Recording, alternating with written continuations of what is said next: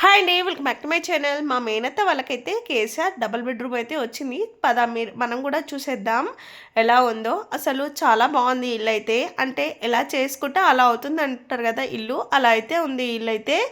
ఇంకా ఏంటంటే ఇలా చిన్న హాల్ అన్నట్టు. మా అత్త వాళ్ళు ఉండేది ముగ్గురే, మా శ్రావ్య, మా అత్తమ్మ, మా మామయ్య. సో ఇంకా వాళ్ళ ముగ్గురికి ఈ ఇల్లు అయితే చాలా బాగా అయితే సరిపోతుంది. ఇలా హాల్ తర్వాత అయితే పక్కకైతే ఒక చిన్న బెడ్రూమ్ అయితే ఇస్తారు. ఇది చిల్డ్రన్స్ బెడ్రూమ్ లాగా అయితే ఉంది. ఇంకా షెల్ఫ్స్, టైల్స్ ఇవి ఏవైతే లేకుండే ముందైతే. ఇంకా వీళ్ళన్నీ అయితే చేయించుకున్నారు, మంచిగా లప్పం పెట్టించుకున్నారు. సో ఇల్లైతే మంచి షోగా అయితే అనిపిస్తుంది. ఇది వచ్చేసి మాస్టర్ బెడ్రూమ్ అన్నట్టు.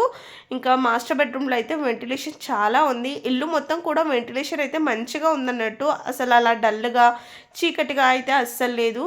ఇంకా బాగా అనిపించింది. ఇంకా ఇక్కడ వాష్ బేస్ కాడ కూడా ఇలా మంచిగా టైల్స్ పెట్టేసి మిర్రర్ అయితే పెట్టిరు. ఇంకా ఇది ఒక వాష్రూమ్ అన్నట్టు. ఇంకా చిన్న కిచెన్లో కూడా బాగానే షెల్ఫ్స్ అయితే పెట్టించుకుంది మా అత్త.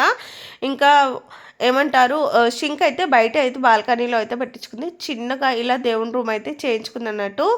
అలా కానీ చాలా బాగుంది, మంచిగా సెట్ అయ్యింది. కేసీఆర్ ఇల్లు ఇంత బాగుంటుందని నేనైతే అనుకోలేదు.